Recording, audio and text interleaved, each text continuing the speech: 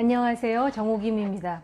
제가 유튜브를 시작한 지 지금 이제 8개월 넘었습니다. 사실은 좀 우여곡절이 있었죠. 그리고 대체로 이제 유튜브를 보시는 분들이 나름대로 자기의 어떤 가치를 가지고 계신 분들인데, 저하고 그 코드가 잘 안 맞는 경우도 있었을 거예요.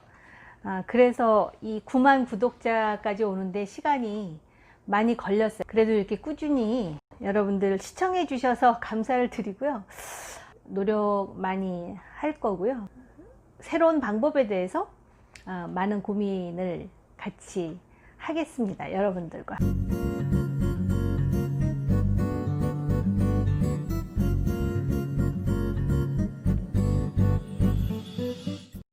오늘 주제는 좀 예민할 수도 있어요. 아마 이거 보시는 분들 중에 이제 나가려고 계획하시는 분들도 있을 것 같거든요. 개천절 집회에 대해서 말씀을 드리려고 그래요. 사실 이 우파 집회가 가장 드라마틱했던 것이 아마 작년 가을이었겠죠. 조국 법무장관을 성토하는, 그래서 결국은 조국 법무장관이 하차하지 않았습니까? 그 당시에 광화문 집회는 정말 깊은 인상과 감동이 있었어요. 거기에는 정권을 비판하는 사람들만 있었던 것이 아니라 이 정권의 지지표를 던졌던 사람이라 하더라도 강력한 문제의식을 갖고 동참했었다라는 차원에서 그렇고, 또 결과를 냈다라는 점에서 그렇죠. 가장 당혹스러웠던 집회는 아마 지난 8월 15일에 광복절 집회가 아니었을까 싶어요. 그 취지에도 불구하고 이게 코로나 팬데믹 상황하고 맞물리면서 이 정권에는 굉장히 편리한 빌미를 줬죠. 광화문 집회 때문에 코로나 확진자가 기하급수적으로 늘어났다라는 명분을 주었다는 점에서 굉장히 안타까워요. 그러다 보니까 이번 개천절 집회에 대한 보수 야당 국민의힘의 반응이 나왔더라고요. 제발 좀 자제해 줬으면 하는 마음이 실려 있습니다. 저는 이해가 가요. 사실 국민의당이요, 지난번에 겨우 민주당이 3% 올라갔었어요. 그러다가 일주일 만에 광화문 집회로 다시 10% 이상의 격차로 여론조사 지지율이 떨어졌습니다. 그러니까 3% 올라간 것 자체가 이 보수 야당으로서는 굉장히 많은 시간과 노력을 들였던 거거든요. 뭐 그것이 반사이익이라 하더라도.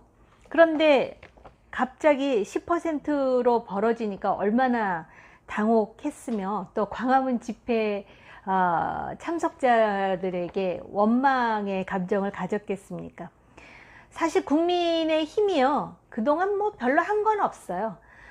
문재인 대통령이 좀 잘한다 싶으면 지지도가 올라가서 야당이 국민의 힘이 떨어지고, 또 집권당이 계속해서 여러 가지 문제를 드러내면 반사이익이죠. 반사이익.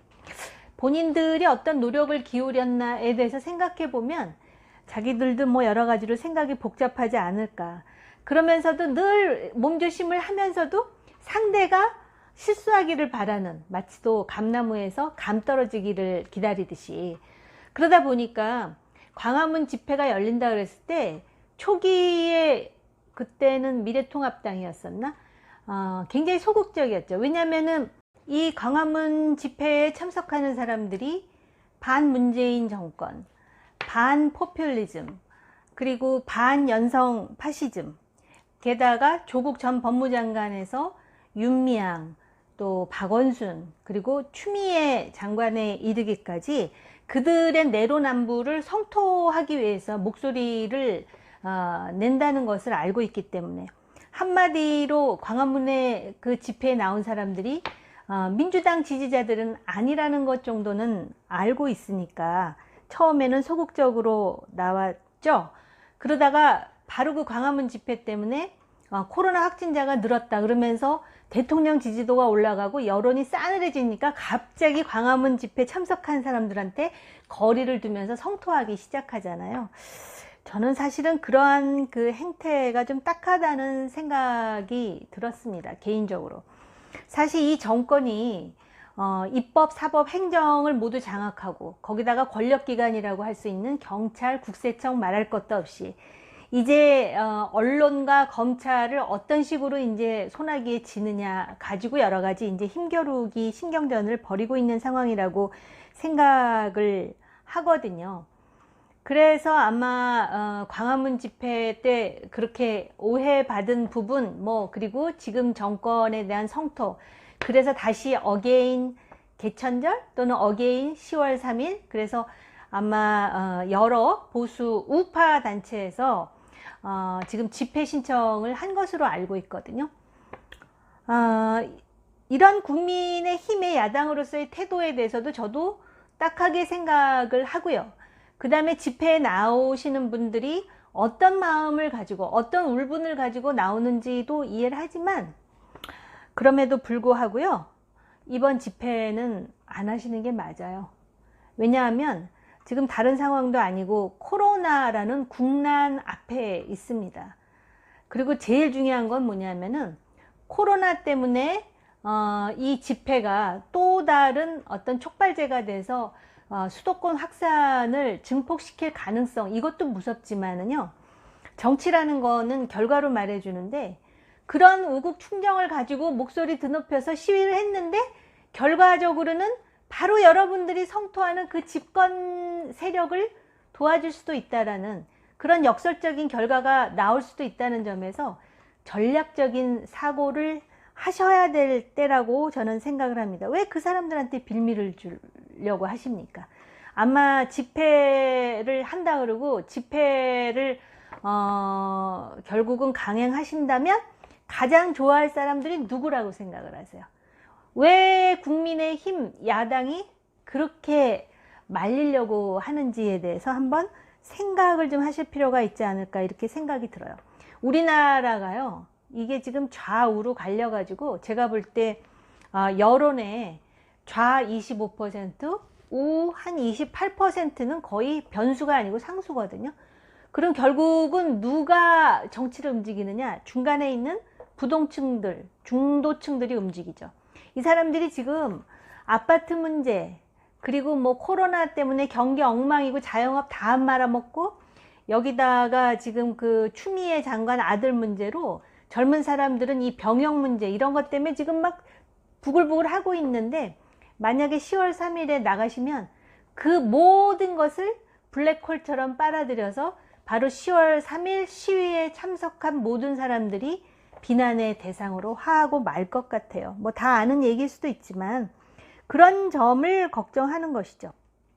그리고 집회라는 것이 원래 과거서부터 좌파들의 전유물이었어요. 우리나라에서. 특히 광장에 모여가지고 그래서 저는 결국은 법치, 자유민주주의, 시장경제, 대한민국을 다시 바로 세우고 싶은 생각이시라면 이 집회의 전략과 전술도 조금 바꿔야 되지 않나, 독창적인 아이디어가 동원돼야 되지 않나, 이런 생각이 듭니다. 그래서 우선 몇 가지 저도 뭐 사실 뭐 독특한 생각, 뭐 제가 무슨 아이디어 뱅크는 아니기 때문에 그래도 나름대로 생각을 해봤거든요. 제가 좀 전에도 강조했지만 절대로 대중시위 안 돼요.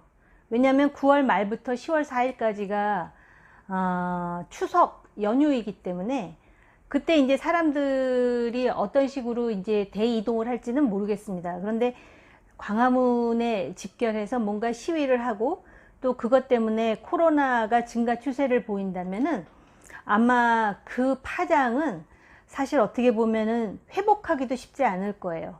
그런 차원에서 2시에 자유우파 집결하시면서 핸드폰도 다 핸드폰 오프 해가지고 끄신다 그러는데, 그렇게 그냥 하겠다고 광고만 하시고 싹 나타나지 마세요. 어떻게 보면 그게 전술일 수도 있습니다.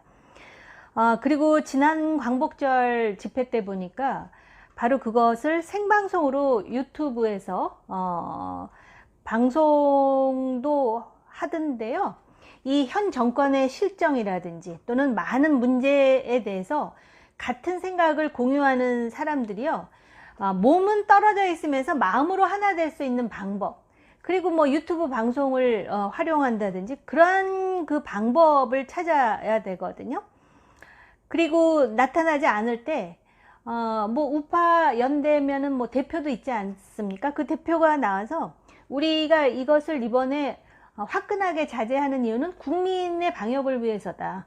정권을 생각한다면 10번이라도 시위를 해야 되겠지만 뭐 그런 부분을 분명하게 하면서 말입니다.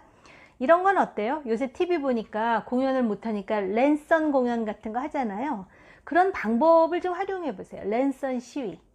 또 이런 것도 있습니다. 어차피 시위가 허락되지 않을 가능성이 매우 높은데 1인 시위는 어떨는지 모르겠어요. 그러니까 마스크 인간 띠라고나 할까?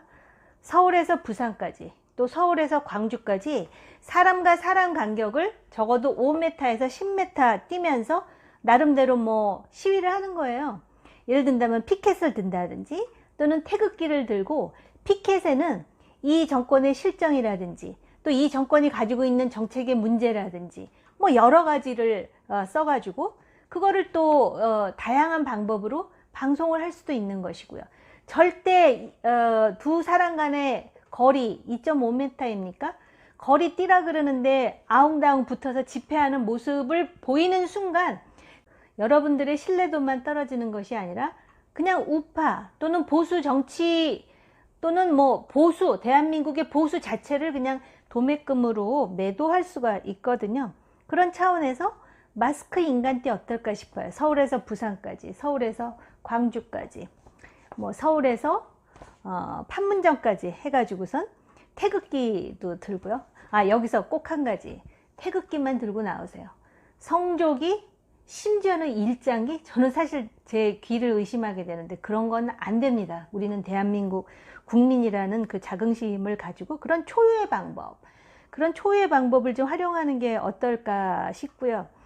그 다음에 보면은 이제 그런 그 보수 내지는 우파 단체에서 몇몇을 이렇게 공격하는 걸 봤는데 정은경 본부장은 왜 공격하시는 거예요? 지금 방역의 최전선에 있는데 정은경이 과거에 운동권에 있었고 뭐 이런 얘기를 하던데 70년대 80년대 대학 다닌 사람 중에 운동권 아닌 사람이 거의 없을걸요. 네, 그러니까 선택과 집중을 잘 하셔야 된다는 말씀을 드리는 거예요. 과연 무당층, 중도층, 그리고 상식을 가진 사람, 특정 정파에 매몰되어 있지 않는 사람들이 어떤 생각을 하는지에 대해서 곱씹어 보면서 전략과 전술을 좀 세워야 되는 게 아닌가 이런 생각이 들고요. 특히 국민의힘 당 말입니다.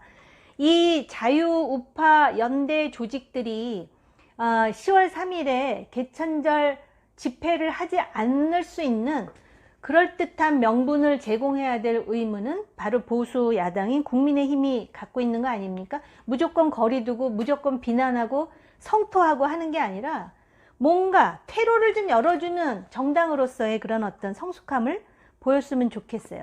개천절 집회를 수년 내지는 취소하되 멋지게 그리고 명예롭게 안 할 수 있는 퇴로, 이거를 국민의힘 당이 보여줘야 돼요. 예를 든다면은 그 여러 단체들의 단체장을 불러서 국민의힘 비대위원장과 함께 뭐 대화를 한다든지 어찌됐든 공유하는 가치가 있지 않습니까? 물론 국민의힘 당은 아주 극단적인 우파는 아니에요. 중도 보수를 지향한다고 저는 보고 싶어요. 뭐 보수를 뭐 버리겠다고는 하지만 보수가 나쁜 거 아니거든요. 보수를 버린다고 하는 사람은 사실은 이념 내지는 가치에도 무식하다고 저는 개인적으로 생각하지만 아무튼 그런 모습을 보이면서 또 국민의힘 당으로서 그렇게 설득해서 개천절 시위를 안 할 수 있는 그런 어떤 분위기 내지는 환경이 만든다면 그것 자체로도 국민의힘 당의 지지도도 상당 부분 회복될 수 있습니다. 정치라고 하는 거는 대화와 타협의 예술이거든요. 지금 코로나라는 공적을 앞두고 있어요.